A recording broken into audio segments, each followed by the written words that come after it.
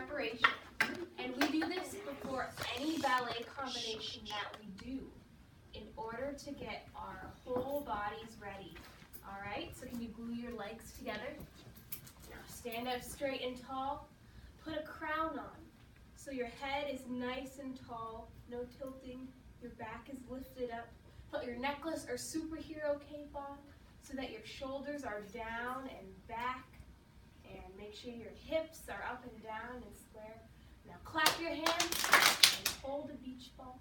And we call this the preparatory port de bras to get you started. So, up to first, open, reach out, and down. Now do you remember in the video the different positions that she talked about? There are 5 different positions. So let's start with the first one. So glue your heels together. Now open your toes out like there's a piece of pizza in between your feet. And this is called first position of the feet. Do you remember her showing that in the video? Yeah. Now, there's also first position of the arms.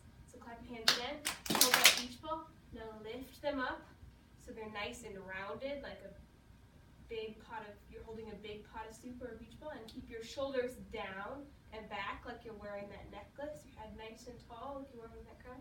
And this is called first position. Now, second position is when you open your legs out. Your toes are still pointing out because in ballet we like to turn out our feet, but your heels aren't together anymore. Then your arms are spread apart like you're going to give someone a big hug, and your fingers are nice and dainty. Good. This is called second position.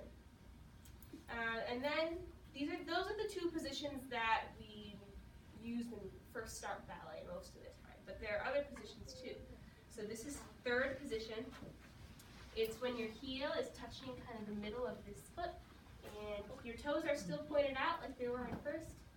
Like that. We don't use this one all too often.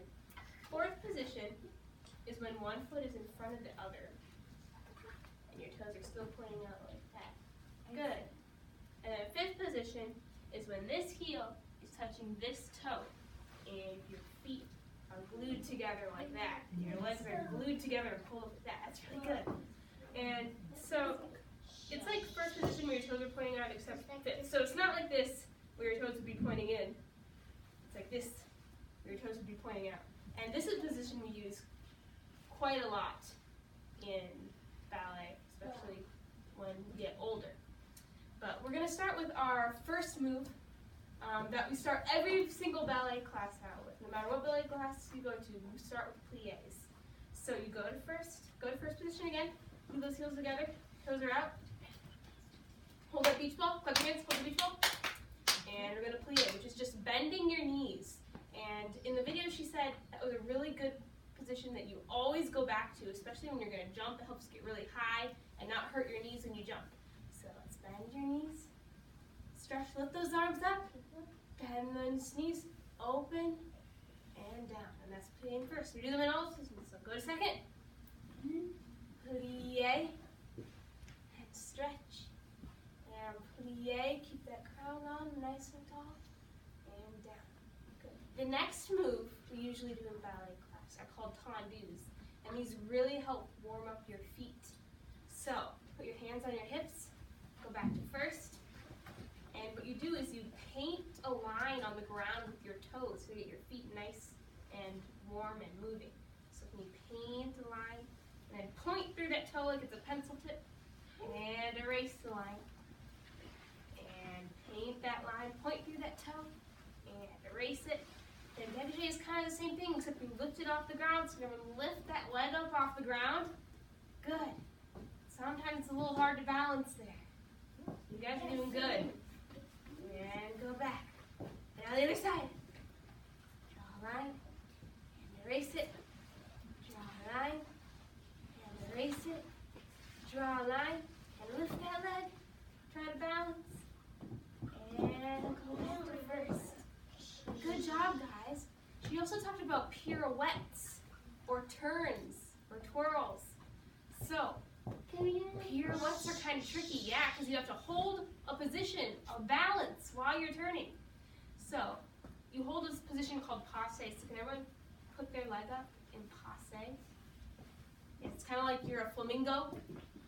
And in turning, we're actually on releve. So your heel on your standing leg is off the ground when you do the passe, which is extra hard to balance. It's really tricky. And then when you turn, you have to hold your arms in first like you're holding a bowl of soup. You can't let it spill. And you turn in that position. It's kind of tricky.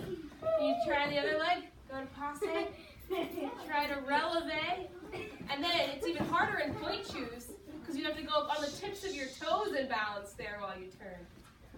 And go back. And try to turn. And really good people can do multiple turns. You can go around a few times. It's really crazy. Some people are really good at it. Another thing you do is jumps. And we're going to go back to first. And jump and first. Jump and second. Jump and first. And second. And first. And second. And first. And second. It gets really tiring sometimes to do all those jumps. We also have lots of different kinds of jumps. Some of them are named after animals. There's a pas de chat, which is called the step of the cat. It's kind of like a cat pawing the ground and jumping stuff like this. Meow. Meow. But in ballet, our arms aren't like this, right? Sometimes you throw your body.